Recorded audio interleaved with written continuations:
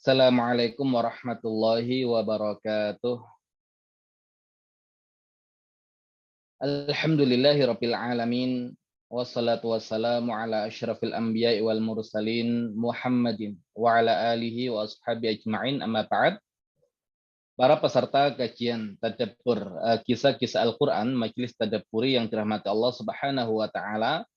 Puji syukur alhamdulillah di malam hari ini Allah Subhanahu wa taala kembali mengumpulkan kita di majelis yang mulia ini, di majelis ilmu, di majelis tadabbur Al-Quran, yang sama-sama kita akan melanjutkan tadabbur kita berkenaan dengan kisah-kisah Al-Quran, yang dalam hal ini adalah kisah Nabi Adam alaihissalam dengan pendekatan tematik.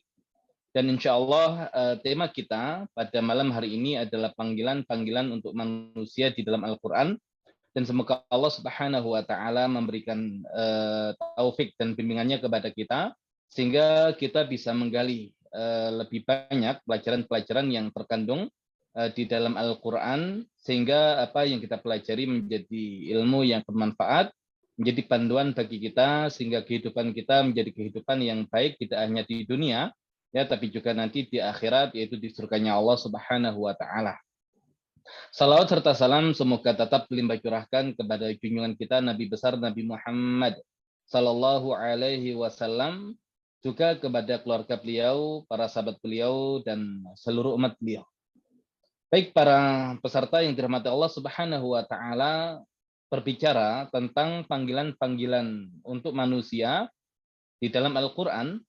Ternyata Al-Qur'an, ya, kitab yang mukjizat ini, kitab yang bukan hanya manhaj, ya, tapi manhaj yang mukjizat ini ternyata menggunakan beberapa kata yang berbeda, ya, beberapa istilah yang berbeda ketika berbicara tentang manusia. Maka perlu bagi kita untuk memahami tentang bagaimana Al-Quran memanggil dan menyebut manusia, ya, karena setiap lafadznya adalah mukjizat, ya, maka jelas terkandung di dalamnya satu pelajaran yang luar biasa, dan inilah yang coba untuk kemudian kita gali pada malam hari ini. Terlebih ketika kita nanti memahami makna-makna istilah-istilah tersebut di dalam Al-Quran, maka ketika kita membaca Al-Quran, ya, kita mentadabburi Al-Quran, dan kita mendapati nama itu dalam satu pembahasan yang ada dalam Al-Quran, maka insya Allah, ya, kita punya kemampuan lebih untuk bisa memahami lebih dalam kandungan ayat yang sedang kita baca atau sedang kita tadabburi. Ya, maka inilah pentingnya kemudian kita memahami kata-kata yang digunakan dalam Al-Quran, ya, karena ada khususiyah. Ya, jadi penggunaan secara khusus yang itu hanya digunakan dalam Al-Quran.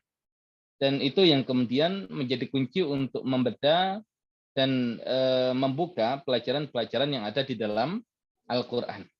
Baik, beberapa panggilan yang Allah Subhanahu wa taala gunakan untuk menyebut manusia di dalam Al-Quran. Yang pertama adalah kata al-ins. Yang pertama adalah kata al-ins. Jadi manusia di dalam bahasa Arab disebut dengan al-ins. Dan al-ins ini dia berasal dari kata al-unusah. Al-unusah. Yang al-unusah ini artinya sesuatu yang lembut, yang menenangkan, yang menyenangkan, ya, karena manusia itu, ya, makhluk yang tidak bisa hidup sendiri. Ya, manusia itu makhluk yang tidak bisa hidup sendiri. Dia baru merasakan ketenangan, ya, kenyamanan ketika dia bisa berinteraksi dan hidup dengan manusia yang lainnya. Maka wajar ketika Allah Subhanahu wa taala dahulu menciptakan Nabi Adam alaihissalam di surga tanpa ada manusia yang lain, maka belum lengkap kebahagiaan Nabi Adam alaihissalam. Dan kemudian Allah Subhanahu wa taala kemudian menciptakan manusia yang lain, yang dalam hal ini adalah Bunda Hawa, yang nanti insya Allah akan ada pembahasan khusus, ya, berkaitan dengan Bunda Hawa dan karakter wanita. Nah, maka di situ Allah Subhanahu wa taala berfirman, wa qulna ya Adam uskun anta wa zaujukal jannah. Kami katakan, wahai Adam, tinggallah kamu dan pasanganmu di surga. Nah, seolah mengisyaratkan Nabi Adam alaihissalam sebelum diciptakannya Bunda Hawa belum tinggal di surga. Ya, karena harusnya redaksinya ya Adam, uskun anta fil jannah ma'a zaujik. Tinggallah kamu di surga bersama pasanganmu. Karena sebelumnya sudah tinggal di surga, kemudian Allah ciptakan pasangan, nah baru kemudian harusnya disebutkan kata pasangan. Namun ternyata Allah dahulukan pasangan, baru kemudian membahas tentang surga. Seolah surga belum terasa surga, ya sebelum ada pasangan atau kemudian manusia yang bisa dijadikan sebagai teman hidup. Nah, maka di dalam Al-Quran, ya di surat An-Nisa ketika Allah menutup pembahasan tentang hukum waris. Ya Allah Subhanahu wa taala membahas tentang ahli surga. Ya Allah berfirman khalidina fiha. Penduduk surga itu mereka kekal di dalamnya. Nah, adapun ketika Allah berbicara tentang penduduk neraka, maka Allah berfirman khalidan fiha. Dia kekal di dalamnya. Ketika Allah berbicara tentang penghuni surga, Allah gunakan bentuk jamak. Dan ketika Allah Subhanahu wa taala berbicara tentang penduduk neraka, Allah gunakan bentuk mufrad, bentuk tunggal. Ya, maka seolah surga itu kenikmatan. Tapi kebersamaan itu adalah kenikmatan yang lain. Dan neraka itu siksaan. Dan kesendirian itu adalah siksaan yang lain. Ya, maka dengan memahami makna yang demikian ini, ya manusia itu adalah makhluk sosial yang tidak bisa hidup sendiri. Maka kesendirian bagi manusia itu adalah siksaan. Nah, maka tidak ada masalah ya dengan konsep penjara menjadi satu hukuman, ya tapi kalau di penjara itu isinya banyak orang, ya maka yang demikian belum menjadi hukuman tersendiri bagi manusia. Ya, maka harusnya penjara yang ideal itu adalah digali ya di dalam tanah agak dalam, ya kemudian seorang yang dipenjara itu dimasukkan di dalamnya. Ya, maka insya Allah seburuk apapun orang ini, ya sejahat apapun orang ini, ketika dalam kondisi seperti itu, ya dia akan sadar, ya dia akan merasa jera atas apa yang dia lakukan, ya dengan hukuman pengucilan yang seperti itu, ya karena manusia adalah makhluk yang tidak bisa hidup sendiri. Nah, maka dimunculkan kata al-ins yang punya kata akar kata dari unusa, yang artinya adalah kelembutan, kesenangan, dan seorang yang menyenangkan untuk diajak berbicara, ya seorang yang menyenangkan untuk diajak berinteraksi, ya untuk diajak duduk bersama mengobrol tentang sesuatu. Nah, dalam bahasa Arab orang yang seperti itu disebut dengan anis. Ya, orang yang seperti itu disebut dengan anis. Dan kalau perempuan, ya maka disebut dengan anisa. Ya, anis untuk laki-laki, kemudian anisa untuk perempuan adalah karakter seseorang yang ketika diajak untuk berdialog, berbicara itu menyenangkan. Ya, menjadikan seseorang itu merasakan ketenangan. Ya, maka pembahasan Nabi Musa alaihissalam ketika kembali ke Mesir, ya dari negeri Madian, ketika tinggal di sana selama 10 tahun, kembali bersama keluarganya, ya maka digunakan kata istiqnas ketika Nabi Musa alaihissalam dalam kegelapan itu melihat ada nyala api, ya ada cahaya di atas bukit. Ya bukan sekedar mendapati, tapi ada istiqnas, ada ketenangan dengan adanya cahaya itu. Ya sama ketika seseorang itu diminta untuk meminta izin. Ya ketika bertamu, ya maka ada tastanisu. Ya maka sebelum minta izin itu merasa kalau di waktu yang seperti itu orang dikunjungi itu nyaman atau tidak. Ya tenang atau tidak, senang atau tidak. Nah, itu kemudian dimunculkan. Nah, maka kata al-ins ini ya kebanyakan di dalam Al-Qur'an disandingkan dengan kata al-jin, yang artinya adalah jin. Dan ini pula yang nanti menjadi pembahasan tersendiri berkaitan dengan hakikat ya jin, kemudian iblis dan juga setan yang akan kita bahas lebih rinci ya berkaitan dengan hal-hal yang demikian ya dengan pendekatan tadabbur kisah-kisah Al-Qur'an. Di surat Ad-Dariyat ayat yang ke-56 ya Allah Subhanahu wa taala berfirman Wa ma khalaqtul jinna wal insa illa liya'budun. Dan tidaklah aku, kata Allah, menciptakan jin dan manusia kecuali agar mereka beribadah kepadaku. Nah, Allah Subhanahu wa taala sandingkan kata al-jin dan kata al-ins. Ya, kata al-jin berasal dari akar kata jim, nun dan nun yang artinya adalah tertutup. Ya, artinya adalah tersembunyi. Maka setiap kata dalam bahasa Arab yang akar katanya adalah jim, nun dan nun, ya artinya adalah tersembunyi dan tertutup. Ya, kenapa jin disebut jin? Ya, karena dia tersembunyi dan tertutup ya dari pandangan kita. Nah, maka bayangkan kalau kemudian kita sendirian ya tiba-tiba mendengar suara tanpa ada yang terlihat dari sumber suara itu. Ya, maka jelas ya ada rasa takut, ada rasa tidak nyaman. Ya, maka kenapa manusia itu ya tadi Allah sebut sebagai al-ins, karena kalau kita mendapati adanya sosok yang berwujud yaitu manusia, ya kita tidak merasakan ketakutan. Ya, tapi kemudian merasakan kenyamanan. Tapi kalau kemudian tidak ada yang terlihat, nah justru kemudian ya muncul perasaan tersendiri yang menjadikan seseorang itu tidak nyaman. Nah, maka al-jin dilawankan dengan al-ins. Ya, al-ins karena tadi perasaan nyaman dan tenang yang dihadirkan ya dari yang demikian itu.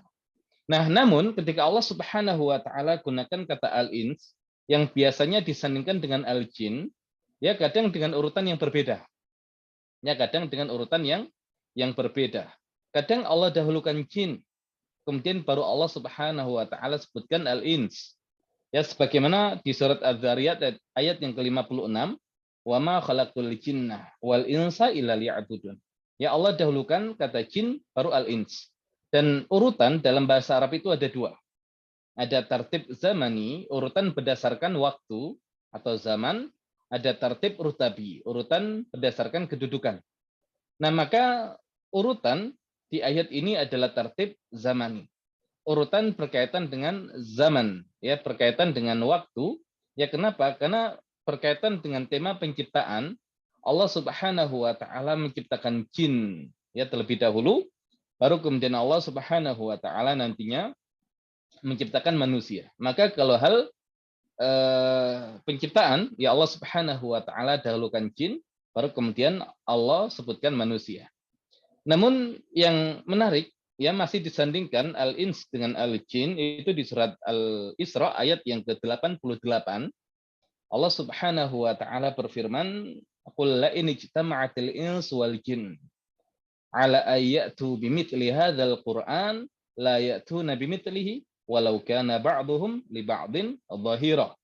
Katakanlah, sesungguhnya jika manusia dan jin berkumpul untuk membuat yang serupa dengan Al-Quran, mereka tidak akan dapat membuat yang serupa dengannya sekalipun mereka saling membantu satu dengan yang lain.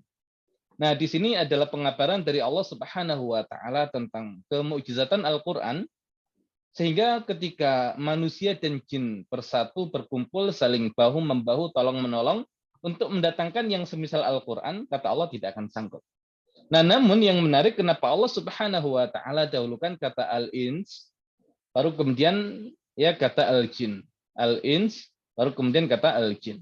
Maka secara urutan tidak mungkin tertib zamani, ya urutan berdasarkan waktu, ya karena jin Allah ciptakan lebih dulu daripada manusia, maka tertib di sini adalah tertib rutabi, ya urutan yang kaitannya dengan kedudukan.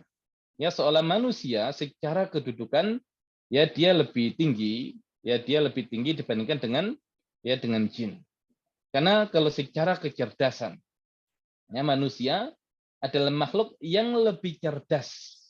Ya makhluk yang lebih cerdas ya dibandingkan dengan bangsa jin. Ya maka kenapa tidak ada nabi dan rasul ya dari bangsa jin? Karena salah satu sifat dan karakter nabi itu adalah al-fatana, ya memiliki kecerdasan. Nah, maka akan runyam urusan kalau manusia adalah makhluk yang Allah berikan kecerdasan lebih, kok minta tolongnya kepada jin? ya makhluk yang tidak lebih cerdas. Makanya dikatakan fazaduhum rohaqo. Ya fazaduhum rohaqo. Ya maka semakin runyam urusan. Nah ini nanti insya Allah akan kita bahas ya di pembahasan tentang jin secara khusus. Nah itu kata al-ins yang mengandung makna unusa, ya ketenangan terhadap sesuatu yang nampak, yang kemudian memiliki kelembutan, ya karakter manusia itu tidak kasar, ya tapi kemudian lawannya adalah al-jin, dia makhluk yang tidak terlihat, ya sehingga ya tidak bisa manusia hidup dengan yang seperti itu. Baik, itu kata pertama atau panggilan pertama untuk manusia di dalam Al-Qur'an. Kemudian yang berikutnya ada kata al-insan. Al-insan. Ya, al-insan. Nah, kalau al-ins itu dia jamak. Al-ins dia jamak. Mufradnya adalah insi. Insiyun jamaknya ins. Kemudian jin dia juga jamak. Mufradnya jinniyun. Ya jinniyun mufrad jamaknya jin. Insiyun mufrad jamaknya ins. Kemudian kata insan, al-insan, ya al-insan, walaupun sebagian memaknai al-insan ini ya manusia dalam bentuk mufrad atau tunggal, ya namun di pertemuan yang sebelumnya kita bahas kemunculan kata al-insan di dalam Al-Qur'an yang ternyata al-insan ini ya kebanyakan digunakan untuk menyebut manusia secara keseluruhan. Ya menyebut ya manusia secara keseluruhan. Ya makanya wal asr innal insana lafi khusr. Demi masa sesungguhnya seluruh manusia itu berada di dalam kerugian. Nah, kemudian Allah membuat pengecualian, ya pengecualian. Ya, kecuali orang yang beriman, beramal soleh, ya saling mewasiati dalam kebenaran, saling mewasiati dalam kesabaran. Ya walaupun nanti ada ayat yang ketika Allah menyebutkan al-insan yang Allah Subhanahu wa taala ciptakan min salsal min hama'im masnun, seolah mengisyaratkan ya pada Nabi Adam alaihissalam, ya namun nanti ada sentuhan yang lain memang yang ingin dimunculkan. Makanya kalau kemudian kita tadabburi ya kemunculan kata al-insan di dalam Al-Qur'an, maka digunakan untuk manusia secara keseluruhan dan juga nanti biasanya dikaitkan dengan manusia yang punya keterkaitan yang sangat erat dengan Rabb-nya, ya dengan Allah Subhanahu wa taala. Maka Syekh Muhammad Ratib An-Nabulsi mengatakan ketika Allah menyebut kata al-insan biasanya digunakan untuk manusia yang belum mengenal Rabb-nya. Makanya kemarin kita bahas ya tentang karakter dasar manusia yang Allah gunakan kata al-insan, ya kebanyakan tidak baik. Ya kebanyakan tidak baik. Nah, kenapa? Karena belum tersibrah ya dengan nama-nama Allah, belum mengenal Rabb-nya. Maka kalau mengenal Rabb-nya, ya maka dia bisa menjadi manusia yang seutuhnya, ya manusia yang luar biasa. Nah, itu sentuhan kata al-insan di dalam Al-Qur'an. Nah, kalau berkaitan dengan panggilan, ya panggilan ketika Allah memanggil al-insan. Ya contohnya di surat Al-Infitar ayat yang ke-6, Allah Subhanahu wa taala berfirman, "Ya ayyuhal insan, ma gharraka bi rabbikal karim?" Wahai manusia, apakah yang telah memperdayakan kamu berbuat durhaka terhadap Rabb-mu yang maha mulia? Nah, manusia yang awalnya tidak mengenal Allah, walaupun fitrahnya adalah kebaikan, ya namun tadi unsur fisiknya, tabiatnya ya ketika tidak mengenal Allah adalah lebih dekat ke arah keburukan. Ya lebih dekat ke arah keburukan. Nah, ketika mengenal Allah dengan pengenalan yang tidak utuh itu juga bermasalah. Ya mengenal Allah, tapi kalau kemudian tidak mengenal nama Allah dengan seutuhnya itu juga bermasalah. Ya maka orang-orang Yahudi mengenal Allah, ya tapi tidak mengenal Allah secara utuh. Ya maka ujungnya bisa musyrik juga. Kemudian orang Nasrani yang mengenal Allah namun tidak utuh, ya bisa menyimpang juga. Kemudian bangsa Arab yang awalnya ya mereka mengenal Allah. Makanya ketika dikatakan wala in sa'altahum man khalaqahum la yaqulunna Allah. Dan ketika ditanyakan kepada mereka, siapakah yang menciptakan mereka? Maka mereka mengatakan Allah. Tapi kenapa kemudian mereka mengambil sesembahan-sesembahan selain Allah Subhanahu wa taala karena tidak utuh ilmunya ya berkaitan dengan Allah. Nah, makanya kenapa nanti di level kelima ya kita ingin membedah kisah-kisah Al-Qur'an dengan pendekatan yang ujungnya adalah mengenal Allah Subhanahu wa taala karena kisah-kisah itu ya hakikatnya adalah af'alnya Allah. Terlebih ketika Allah munculkan nama-nama tertentu dalam pembahasan satu kisah, ya maka seolah nama inilah yang kemudian sangat erat kaitannya dengan setiap peristiwa yang terjadi ya dalam kisah-kisah tersebut. Nah, ada manusia yang kemudian dia mengenal Allah Al-Karim. Ya Allah Al-Karim. Namun kebaikan Allah, kemuliaan Allah terkadang disalahpahami ya sehingga justru kemudian menjadikan manusia justru durhaka kepada Allah. Ya, yang demikian adalah belum mengenal Allah dalam arti yang sesungguhnya. Makanya dipanggil ya ayyuhal insan, ya wahai manusia. Dan tadi sentuhan makna manusia adalah ketika dia belum benar-benar mengenal Rabb-nya. Walaupun sudah sedikit mengenal, tapi kalau tidak utuh tetap al-insan. Ya, tetap al-insan dan itu berlaku untuk seluruh manusia. Nah, makanya kalau ini Allah Subhanahu wa taala munculkan di surat Al-Infitar ya dan di surat Al-Infitar itu nanti ada pembahasan ya ada pembahasan tentang para malaikat yang Allah Subhanahu wa taala perintahkan untuk mencatat setiap amal perbuatan manusia ya para malaikat yang Allah Subhanahu wa taala perintahkan untuk mencatat setiap amalan manusia. Nah, kemudian setelah surat Al-Infitar itu ada surat Al-Mutaffifin. Ya, di surat Al-Mutaffifin itu nanti ada pembahasan di mana Allah Subhanahu wa taala menyimpan catatan-catatan amal manusia. Nah, adapun catatan amalan yang baik, ya maka Allah Subhanahu wa taala menjelaskan tempat penyimpanannya adalah illiyin. Ya, tempat penyimpanannya adalah illiyin. Tapi sebaliknya, manusia-manusia yang tidak baik, ya maka catatan amal mereka ya disimpan di sijin. Ya di sijin. Ya orang yang baik catatan amalnya disimpan di illiyin, orang yang tidak baik ya catatan amalnya disimpan di sijin. Kemudian setelah surat Al-Mutaffifin, ya ada surat Al-Insyiqaq yang kita nukil juga di sini surat Al-Insyiqaq ayat yang ke-6. Allah masih memanggil manusia. Ya ayyuhal insan, innaka kadihun ila rabbika kadhan famulaqih. Wahai manusia, sesungguhnya kamu telah bekerja keras menuju Rabbmu, maka kamu akan menemuinya. Nah, masih kaitannya antara manusia dengan Rabb-nya. Ya, jadi panggilan ya ayyuhal insan ya tadi dikaitkan dengan apa yang menjadikan kamu durhaka kepada Rabbmu yang maha mulia, Allah Al-Karim, dan di sini kemudian masih dipanggil ya ayyuhal insan. Ya wahai manusia yang Allah ingin mengabarkan kepada mereka bahwasanya mereka itu telah bekerja keras untuk menuju Rabb-nya dan mereka pun pasti akan menemui Rabb-nya. Dan setelah ini ya kemudian Allah bahas tentang pembagian catatan amal. Ya, pembagian catatan amal. Yang Allah Subhanahu wa taala serahkan catatan amalnya dari sebelah kanan, ya insya Allah dia mendapatkan kebaikan. Tapi kalau dari arah kiri atau dari arah belakang, ya maka yang ada adalah keburukan. Dan ini dijadikan dalil oleh para ulama kalau urutan surat dalam Al-Qur'an adalah tauqifi.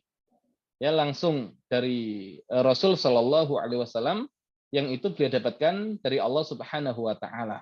Makanya Al-Infitar, Al-Mutaffifin, kemudian Al-Insyiqaq. Tema yang pertama adalah berkaitan dengan para malaikat yang Allah tugaskan mencatat amalan-amalan manusia yang baik dan yang buruk.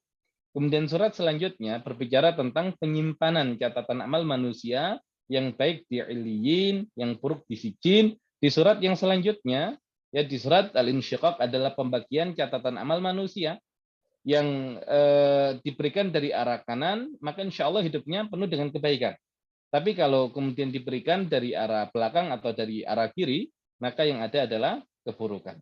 Dan kata al-insan lagi-lagi dikaitkan dengan tema interaksi dan hubungan manusia dengan Rabb-nya. Yang dalam hal ini ya adalah Allah Subhanahu wa taala. Ya, maka kata khalaqa kemudian al-insan biasanya dikaitkan dengan ya dengan sifat dasar manusia atau karakter dasar manusia yang ini sudah kita bahas di pertemuan yang sebelumnya. Nah, ini penggunaan kata al-insan di dalam Al-Qur'an. Kemudian kata yang lain adalah an-nas. Ya, adalah an-nas. Nah, dahulu ya kalau kita belajar ya dikatakan kalau al-insan itu satu. Ya, kalau an-nas itu banyak, manusia-manusia. Ya bisa saja ya dalam bahasa Arab. Namun lagi-lagi kalau kita gunakan untuk Al-Qur'an, ya maka kita harus kumpulkan seluruh kata-kata tersebut dan kita analisa, kita tadabburi karena Al-Qur'an punya khususiyah, ya punya kekhususan di dalam menggunakan lafaz-lafaz tertentu. Nah, berkaitan dengan an-nas, ya an-nas ulama mengatakan an-nas itu aslinya adalah unas. Ya an-nas itu aslinya adalah unas. Nah, dikasih al jadi al-unas. Ya an-nas aslinya adalah unas, ya dikasih al-unas. Nah, ketika sering digunakan al-unas, al-unas, al-unas, ya maka yang demikian menyulitkan. Ya, dan kalau bisa diringkas, ya diringkas, maka jadi an-nas. Ya an-nas. Ya menjadi an-nas yang dia lebih mudah untuk dilafalkan. Nah, secara makna dia digunakan tadi untuk sekelompok manusia. Kalau al-insan justru untuk seluruh manusia. Kalau an-nas ya digunakan untuk sekelompok manusia. Ya, untuk sekelompok manusia. Nah, kita ambilkan contoh di surah Al-Baqarah ayat yang ke-8. Wa minan nas may yaqulu amanna billah wa bil yaumil akhir wa ma hum bimumin. Dan di antara manusia ada yang berkata, kami beriman kepada Allah dan hari akhir, padahal sesungguhnya mereka itu bukanlah orang-orang yang beriman. Di surat Al-Baqarah Allah Subhanahu wa taala berbicara tentang beberapa jenis manusia. Ya, kalau di surat Al-Baqarah ini karena dia turun di fase awal hijrahnya Nabi Muhammad SAW dengan para sahabat ke Madinah, dan bahkan surat Al-Baqarah ini yang nanti mengawal bagaimana proses Nabi membangun masyarakat Madinah, ya membangun negara Madinah. Makanya ayat yang terakhir turun itu adalah ayat yang ada di dalam surat Al-Baqarah. Ya, pendapat yang rajih. Wattaqu yawman turja'una fihi ila Allah. Tsumma tuwaffa kullu nafsin ma kasabat wa hum la yudlamun. Nah, itu adalah pendapat yang rajih berkaitan dengan ayat yang terakhir turun ya dari Al-Qur'an, adanya di surat Al-Baqarah. Nah, di awal surat Al-Baqarah Allah berbicara tentang karakter manusia yang di Mekah itu mungkin hanya ada dua. Ya, ada beriman dan ada kafir. Yang beriman itu ya hatinya beriman, zahirnya beriman. Yang kafir itu ya hatinya kufur, zahirnya kufur. Namun di Madinah ada karakter manusia yang lain. Ya, terlebih ketika kaum muslimin semakin kuat pasca perang Badar. Ya, maka ada manusia yang tampilannya itu seperti orang beriman, ya perkataannya itu seolah mereka adalah orang beriman, ya tapi hatinya penuh dengan kekufuran dan tidak ada keimanan. Nah, maka dikatakan wa minan nas, dan di antara sekelompok manusia yang ada di Madinah. Ya, yang ada di Madinah ketika itu may yaqulu amanna, ada orang yang mengatakan amanna billah, kepada Allah, wa bil yaumil akhir, dan kepada hari akhir, wa ma hum bimumin. Ya kan, tapi mereka tidaklah orang-orang yang beriman. Nah, berarti kata Anas ya dia berkaitan dengan kelompok, ya sekelompok manusia. Nah, makanya orang-orang munafik ini ketika nanti diperintahkan untuk beriman. Wa idza qila lahum, ya, dan ketika dikatakan kepada mereka untuk beriman, ya aminu kama amanan nas. Ya, berimanlah kalian seperti berimannya orang-orang. Yang maksudnya orang-orang yang ada di Madinah. Ya, tapi kemudian mereka mengatakan, ya anu'minu kama amana sufaha. Apakah kami beriman seperti imannya orang-orang yang lemah akalnya? Ala innahum humus sufaha. Ketahuilah sesungguhnya yang enggak berakal itu ya mereka sendiri. Nah ini berkaitan dengan orang-orang munafik.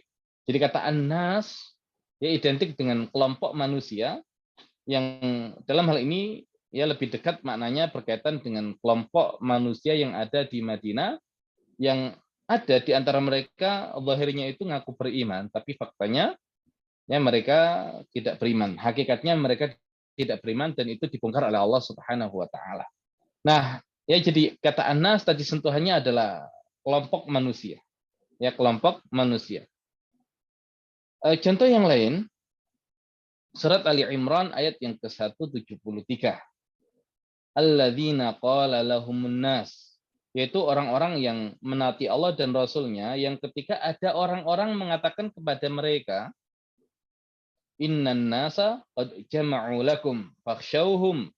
Orang-orang Quraisy telah mengumpulkan pasukan untuk menyerang kalian. Karena itu takutlah kepada mereka. Fazadahum imana. Ternyata ucapan itu menambah kuat iman mereka. Waqalu dan mereka mengatakan hasbunallahu wa ni'mal wakil. Ya cukuplah Allah menjadi penolong bagi kami dan Dia sebaik-baik pelindung. Nah ini ayat yang Allah Subhanahu wa taala turunkan pasca perang Uhud. Ya pasca perang Uhud ya di mana kita ketahui di perang Uhud awal mulanya kaum muslimin mendapatkan kemenangan sampai ketika pasukan pemana melanggar larangan Nabi Shallallahu Alaihi Wasallam untuk turun dari puncak bukit.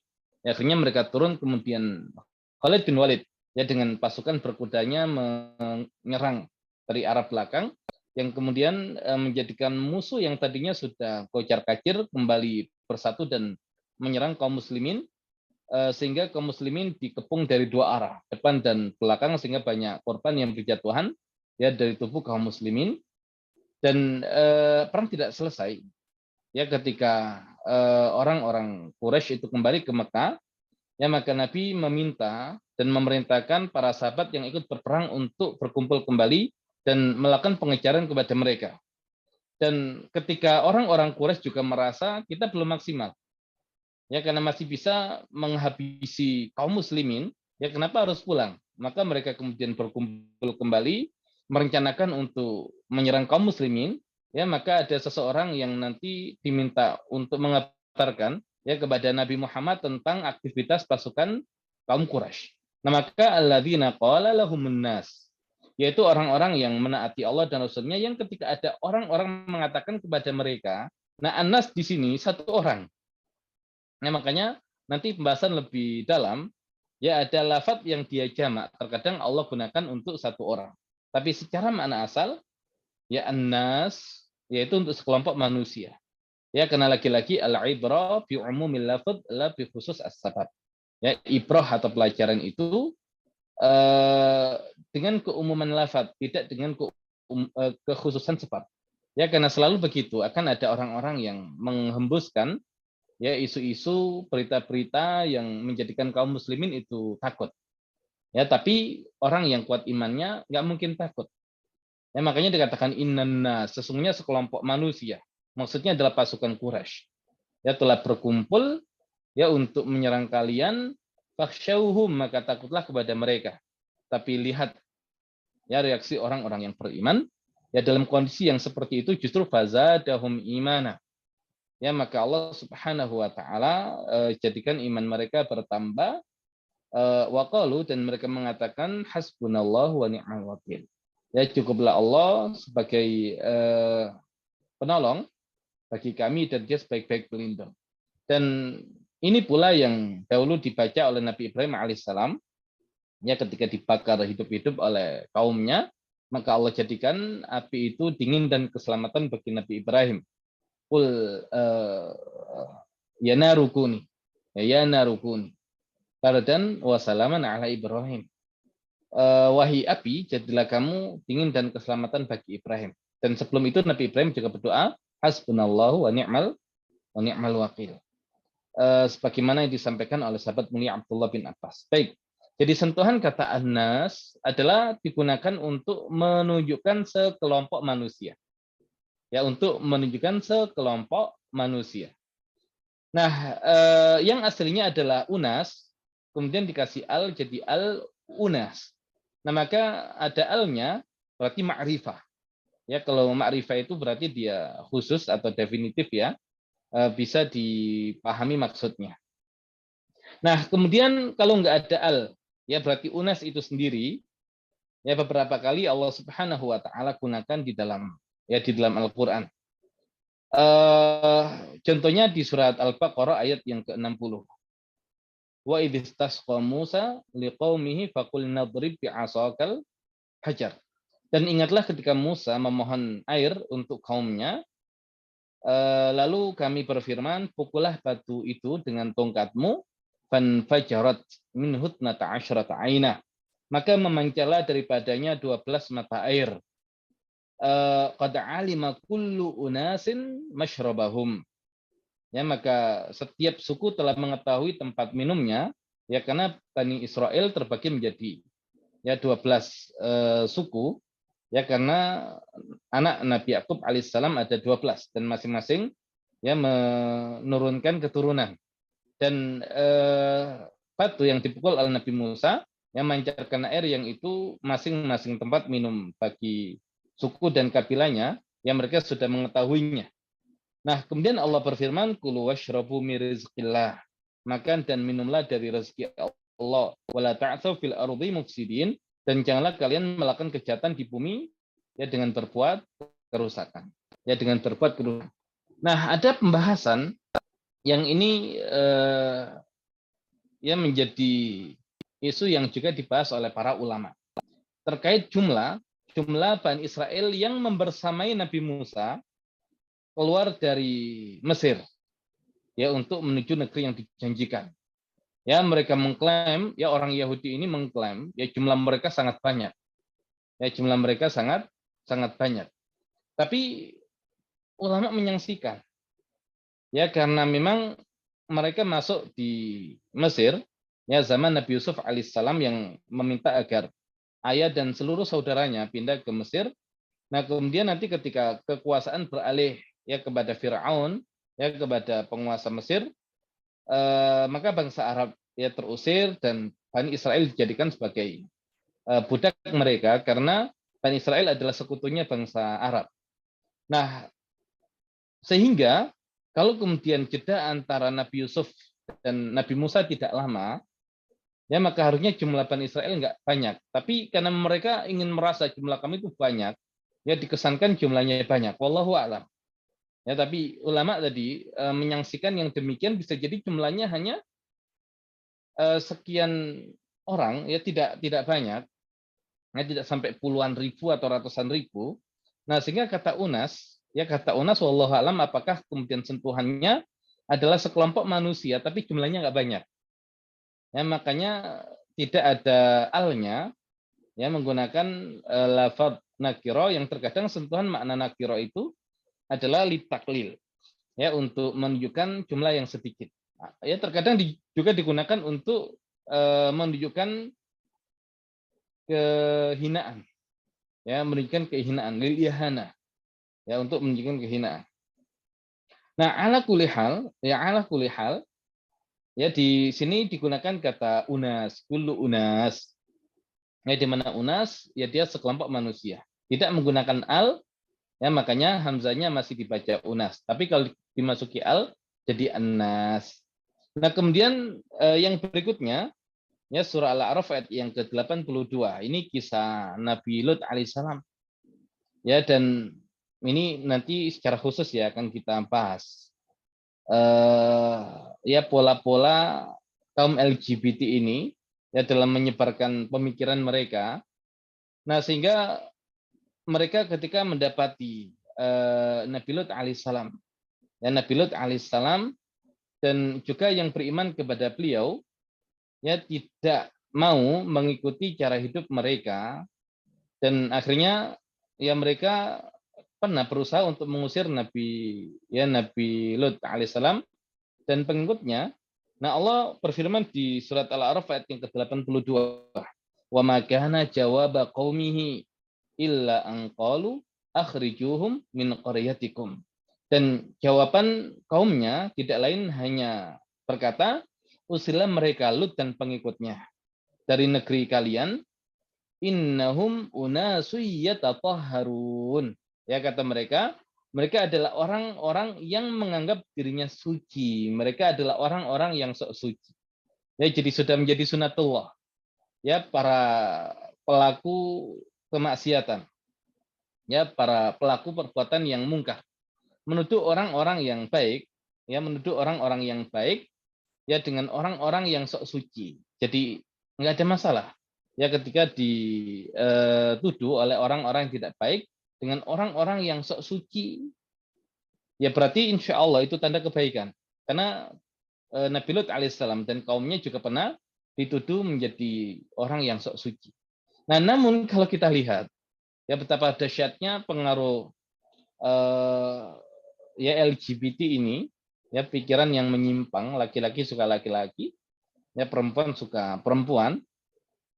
Nah, ketika nanti Allah kirimkan malaikat ya untuk datang ke tempat Nabi Lut ya dan membinasakan kaumnya, nah maka dialog malaikat dengan Nabi Ibrahim sebelum itu ya mengisyaratkan di tempat tersebut hanya ada satu rumah. Ya hanya satu rumah yang beriman dan itu rumahnya Nabi Lut. Jadi bisa jadi pengikut Nabi Lut itu ya keluarga beliau sendiri minus istrinya, ya minus istrinya. Nah, itu sampai begitu pengaruhnya. Makanya lingkungan yang ya banyak LGBT-nya, nah hati-hati.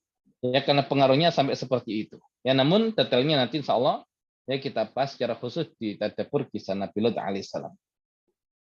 Nah, dikatakan innahum unasu yatatahharun unas, menggunakan ya bentuk nakirah untuk penghinaan, untuk merendahkan, untuk menunjukkan jumlah mereka yang tidak banyak. Ya di tengah gempuran dan kepungan masyarakat-masyarakat yang sudah menyimpang ya dengan perilaku LGBT-nya itu. Nah, digunakan kata unas. Ya, makanya ada anas yang dia ada alnya, kemudian ada unas, ya dia tidak ada alnya, tapi maknanya sama, ya menunjukkan sekelompok manusia. Ya walaupun kata unas seolah kemudian manusia yang ada di kelompok itu jumlahnya tidak banyak. Dan ini juga menarik ketika digunakan kata Korea, ya karena kata Korea itu menunjukkan satu wilayah yang tipe masyarakatnya itu satu jenis. Artinya cara pandang orang kafir adalah mereka selalu ingin menjadikan satu negeri itu ya semua beragama seperti agama mereka. Beda dengan Islam. Makanya kenapa Islam itu harus menjadi pemimpin peradaban di muka bumi ini, menjadi generasi makmur bumi, karena hanya Islam yang bisa mengakomodir semua keyakinan. Ya, karena di bawah aturan Islam, nah semua agama bebas untuk kemudian menjalankan agama mereka, walaupun mereka harus mentaati aturan Islam. Maka dikatakan la ikraha fiddin, ya tidak ada paksaan dalam urusan agama. Tapi lihat orang-orang kafir ya tanpa kemudian sadar ya dengan kata Korea dikum, mereka yang menjadikan Korea. Maka yang beriman itu suruh keluar biar semuanya satu tipe satu jenis.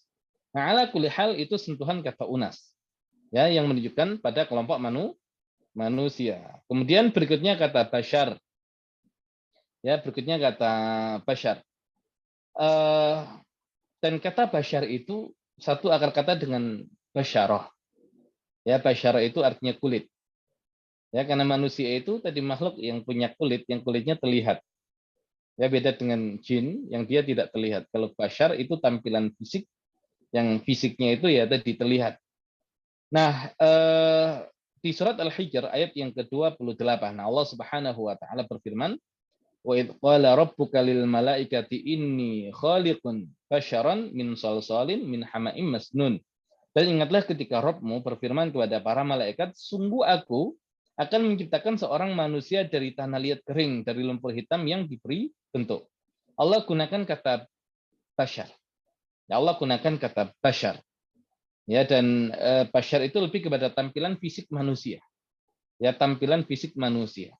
Ya, karena malaikat Allah ciptakan dari cahaya, yang manusia tadi Allah ciptakan dari tanah, Nah, sehingga ada perbedaan memang ya antara karakter malaikat dengan karakter manusia. Dan di sini dimunculkan kata basyar. Dan kalau kita tadaburi, ya di surat Al-Hijr itu banyak muncul kata basyar dan kata busyra. Ya fabasyirhum. Ya, kemudian wabasyarahu, wabasyaruhu. Kabar gembira. Makanya kenapa kabar gembira disebut busyra, dan busyra itu adalah kabar gembira yang menjadikan orang yang mendengar kabar itu kemudian langsung kulitnya berubah.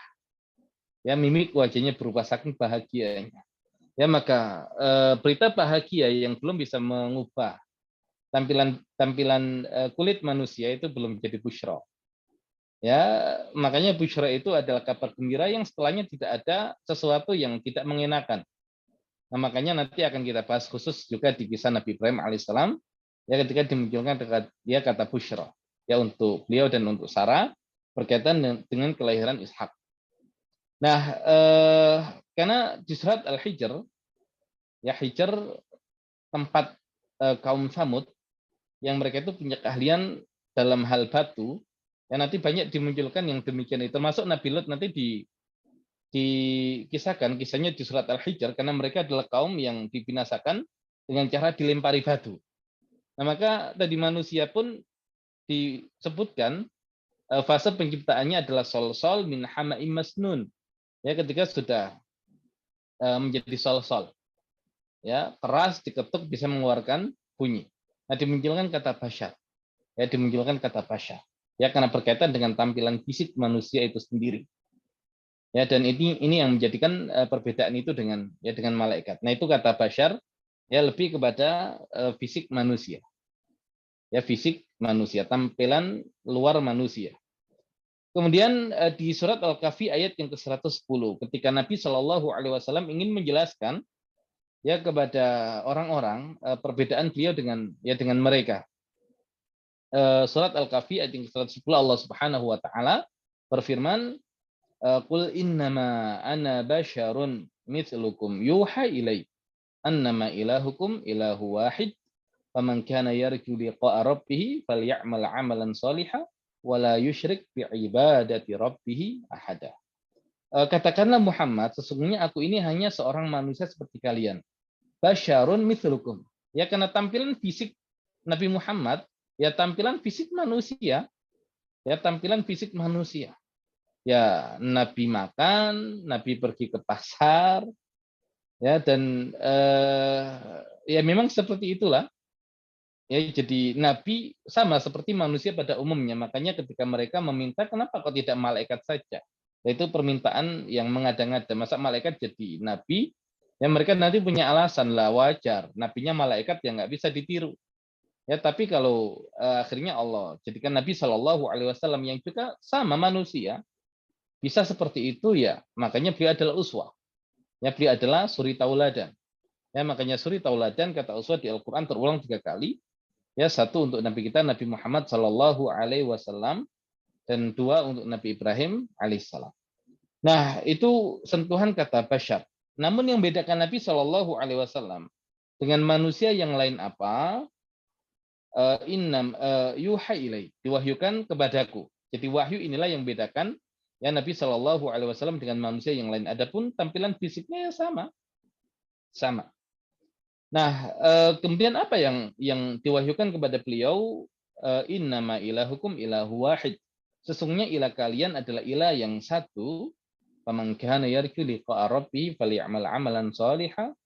Maka barang siapa yang berharap untuk berjumpa dengan Rabb-nya, maka hendaklah dia beramal dengan amal yang soleh. Wala yusyrik bi'ibadati rabbi ahada. Dan janganlah mempersekutukan ya Rabb-nya dengan sesuatu apapun dalam hal ya beribadah kepada Rabb-nya. Baik, itu kata basyar. Juga nanti dikisahkan di surat Maryam ayat yang ke-17.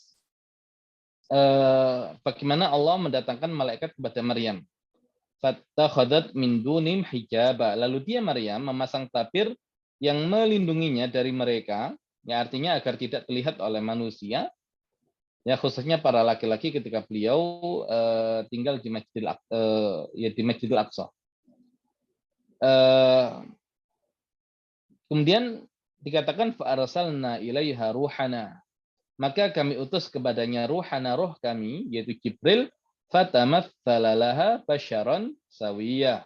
Ya, maka dia menampakkan diri di hadapan Maryam dalam bentuk manusia yang sempurna. Ya, kata basyar. Nah, ini menarik ya. Makanya kenapa Allah Subhanahu wa taala berikan panduan yang luar biasa bagi umat Islam dan lompatan-lompatan pengetahuan. Ya, lebih banyak sudah Allah buka di dalam Al-Quran ataupun Nabi Muhammad SAW di dalam hadits Nabi. Ya, maka kalau umat Islam itu sampai tertinggal dalam hal keilmuan ya dari orang-orang di luar Islam, ya agak aneh. Ya agak aneh. Nah, ketika Nabi menjelaskan kalau malaikat itu Allah ciptakan dari cahaya. Kalau jin nanti Allah ciptakan ya dari api, dan manusia baru Allah ciptakan dari tanah. Nah, namun malaikat yang Allah ciptakan dari cahaya ini ternyata bisa menjadi manusia sempurna. Fatamatsala laha basyaran sawiyah. Ya, maka dia menampakkan dirinya di hadapan Maryam dalam wujud manusia sempurna. Nah, ya apakah kemudian ya ini menjadi satu konsep ya dualisme cahaya yang dia terkadang menjadi seperti gelombang, ya terkadang menjadi seperti materi. Nah, ala kulli hal, nah yang seperti ini kan contoh dari bagaimana ya cuplikan-cuplikan kisah Al-Qur'an itu kalau didalami itu bahkan bisa masuk ke cabang-cabang ilmu yang lain. Ya terlebih berkaitan dengan malaikat, makhluk yang gaib yang Allah ciptakan dari cahaya namun ternyata bisa mewujud ya menjadi manusia sempurna. Makanya digunakan kata basyar. Dan kalau kata basyar tadi ya sentuhannya adalah basyar, kulit luar manusia yang bisa terlihat, yang bisa nampak karena dia tercipta dari unsur materi, ya materi. Nah ini juga menjadi satu pelajaran. Tapi ala kulli hal kata basyar ya lebih banyak digunakan untuk menunjukkan kemanusiaan manusia ya dari sisi fisiknya, ya dari sisi fisiknya. Baik, kemudian yang terakhir barangkali panggilan untuk Bani Adam. Ya Bani Adam. Kadang tadi Allah memanggil ya ayyuhal insan. Kadang Allah memanggil ya ayyuhan nas. Tapi kapan Allah Subhanahu wa taala memanggil ya Bani Adam? Dan biasanya panggilan untuk seseorang dengan menggunakan nama orang tuanya ya atau nama kakek moyangnya. Nah, biasanya ada pelajaran dari kakek moyangnya itu atau dari orang tuanya. Ya, makanya beda kalau saya memanggil wahai murid dengan kalau saya memanggil ya wahai anaknya guru. Ya, kenapa kamu tidak serius belajarnya? Ya, harusnya kalau kamu anaknya guru, ya guru itu seorang yang baik, seorang yang fokus pada ilmu, lah maka harusnya kamu itu ya belajar, bukan malah main-main. Tapi beda kalau kemudian dipanggil wahai murid, ya sekedar panggilan umum, tapi wahai anaknya guru. Nah, itu menjadi satu sindiran tersendiri. Ya sama seperti Bani Israel, ya ketika dipanggil ya Bani Israel, udhkuru ni'mati allati an'amtu 'alaikum wa anni faddaltukum 'alal 'alamin. Wahai Bani Israel, ingatlah nikmat yang telah aku berikan kepada kalian. Ya udhkur ni'mati. Satu nikmat saja. Ingat, saking parahnya Bani Israel. Ya, sebanyak itu nikmat Allah, satu nikmat saja mereka tidak ingat. Makanya sulit taat untuk ya kepada Allah ya karena ya mereka tidak bisa merasakan kenikmatan Allah. Makanya Allah suruh mengingat ya, nikmat Allah agar kemudian bersyukur ya dengan nikmat-nikmat yang Allah berikan kepada mereka. Dipanggil ya Bani Israel, ingatlah nikmatku. Nah, berarti Nabi Yakub ya yang gelarnya adalah Israel adalah seorang yang pandai bersyukur. Ya, makanya dikatakan Karim ibnu Karim ibni Karim ibni Karim. Orang mulia, anaknya orang mulia, anaknya orang mulia, anaknya orang mulia. Siapa?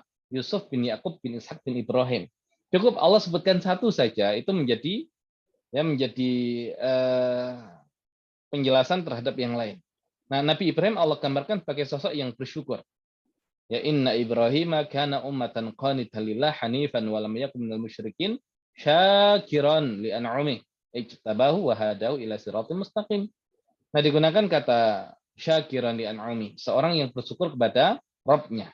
Nah, maka Ibrahim itu bersyukur, Ishak itu bersyukur, Yakub itu bersyukur, Yusuf itu bersyukur. Lah kalian Bani Israel, ngaku anak turun Yakub kok tidak bersyukur, tidak ingat nikmat Allah, nah berarti ada masalah.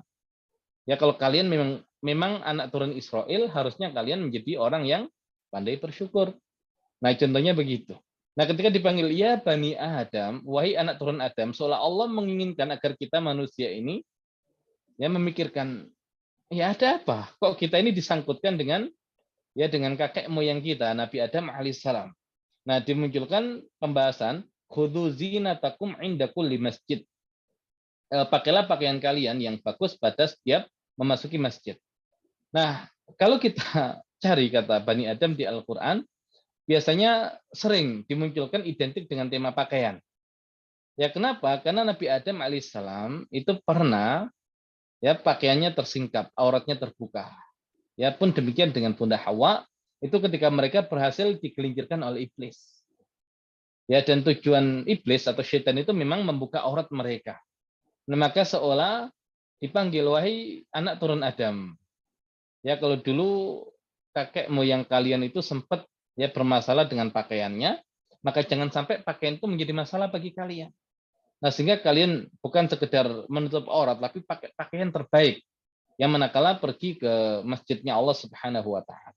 Ya, maka muncul tema pakaian untuk mengingatkan ya ada pembahasan tentang pakaian berkaitan dengan Nabi Adam alaihissalam. Kemudian wa kulu washrabu wala tusrifu. Makan dan minum dan jangan berlebihan. Nah, Nabi Adam itu tadi Allah berikan makanan ya tapi justru menjadi masalah tersendiri, menjadi ujian tersendiri ya berkaitan dengan makanan itu. Makanya nanti ada pembahasan tentang ujian terbesar ya bagi manusia yang nanti coba kita bahas katanya salah satunya dengan tema makanan. Nah, wala tusrifu innahu la yuhibbul musrifin. Ya sesungguhnya dia Allah tidak menyukai orang-orang yang melampaui batas. Nah, kenapa dipanggil Bani Adam? Ya agar kita anak turun Adam itu kemudian mengingat apa sih yang terjadi dengan kakek moyang kita Nabi Adam. Nah, makanya pentingnya kita belajar kisah Nabi Adam alaihissalam ya agar kita bisa merasakan nuansa dari panggilan ya Bani Adam. Ya kalau kita merasa kita anak turun Adam, nah itu kemudian Allah panggil dan kita diminta untuk bisa mengingat yang terjadi pada ayah kita semua Nabi Adam alaihissalam. Baik, kemudian dimunculkan juga yang ini dulu pernah kita bahas di awal ya bagaimana Allah memuliakan Nabi Adam dan anak keturunannya. Surat Al-Isra ayat yang ke-70. Walaqad karamna bani Adam wa ja'alnahum fil barri wal bahr wa razaqnahum minat thayyibat wa faddalnahum ala katsirin mimman khalaqna tafdila. Dan sungguh telah kami muliakan anak cucu Adam, anak turun Adam, dan kami angkut mereka di darat dan di laut, dan kami beri mereka rezeki dari yang baik-baik, dan kami lebihkan mereka di atas banyak makhluk yang kami ciptakan dengan kelebihan yang sempurna, dengan kelebihan yang sangat banyak. Nah, dulu kita menjelaskan, kenapa Allah Subhanahu wa Ta'ala muliakan anak turun Nabi Adam. Ya, karena Nabi Adam dan manusia secara umum adalah makhluk yang menerima tantangan untuk memikul al-amanah. Yang itu Allah tawarkan kepada langit-langit, ya kepada bumi, kepada gunung-gunung, tapi semuanya enggan untuk memikul amanah itu, ya karena khawatir tidak sanggup menjalankannya, tapi yang menjalankan itu adalah manusia. Ya karena kemudian manusia memikul amanah itu, maka Allah muliakan manusia, Allah berikan banyak fasilitas kepada manusia. Nah, berarti siapa manusianya kita? Ya siapa anak turun Adamnya kita. Nah makanya ketika dipanggil Bani Adam, nah itu kita harus dan itu semua katanya dengan ilmu. Makanya nanti secara khusus ada pembahasan tentang ilmu. Nah kalau kemudian kita tidak fokus pada ilmu itu, ya seolah-olah panggilan Allah ya Bani Adam itu yang Allah muliakan dan salah satu sebab kemuliaan ya ilmu itu ya berarti ada masalah dengan kita. Ya seolah-olah nggak pantas kamu itu jadi anak turun Adam. Lah Adam itu orang berilmu, ya kamu nggak berilmu. Allah muliakan Adam, ya dan kamu ketika tidak berilmu ya tidak mulia, nggak pantas jadi anak turun Adam. Nah seolah ada sindiran-sindiran itu, termasuk ketika dikaitkan dengan tema pakaian, ya agar kemudian kita tidak tergelincir seperti Nabi Adam alaihissalam. Ya jadi itu beberapa penggunaan kata manusia, ya panggilan untuk manusia di dalam Al-Quran. Kadang Allah gunakan kata al-ins yang dilawankan dengan al-jin. Kemudian Allah gunakan kata al-insan, berlaku untuk seluruh manusia khususnya yang belum mengenal Rabb-nya. atau yang nanti punya korelasi hubungan dengan robnya, ada anas ya untuk sekelompok manusia yang aslinya adalah unas, ketika dikasih al jadi al unas, tapi keseringan dipakai al unas al unas al unas menjadi berat, makanya diringankan dan disingkat menjadi anas. Dan dia ma'rifah punya sentuhan. Nah kemudian unas ya juga sekelompok manusia tapi dimunculkan ya dalam bentuk nakiro, maka seolah-olah memang ada penjelasan bahwasanya jumlahnya nggak banyak dan juga ada kehinaan yang ditimpakan di situ. Nah itu unas. Kemudian kata yang lain tadi, kata bashar lebih kepada fisik manusia, tampilan luar manusia, ya tampilan luar manusia dari kata basyaro, ya kulit tadi itu. Kemudian ada Bani Adam. Ya, Bani Adam berarti kita seolah-olah disuruh untuk mengingat kejadian yang terjadi pada Nabi Adam, dan tema selanjutnya itu biasanya terkait dengan kisah Nabi Adam alaihissalam. Makanya kita anak turunnya itu ya diminta untuk mengambil pelajaran yang demikian. Ya, jadi kalau keburukan justru yang terjadi, ya jangan diulangi wahai anak turun Adam. Tapi kalau kemudian itu kebaikan, kemuliaan, lah kalian belum layak jadi anak keturunan Adam kalau belum mengambil kemuliaan itu atau kemudian melaksanakan tugas yang demikian itu. Baik, itu secara umum ya panggilan-panggilan untuk manusia di dalam Al-Qur'an. Kurang lebihnya mohon maaf. Wallahu a'lam bishawab. Assalamualaikum warahmatullahi wabarakatuh. Kita kembalikan ke pembawa.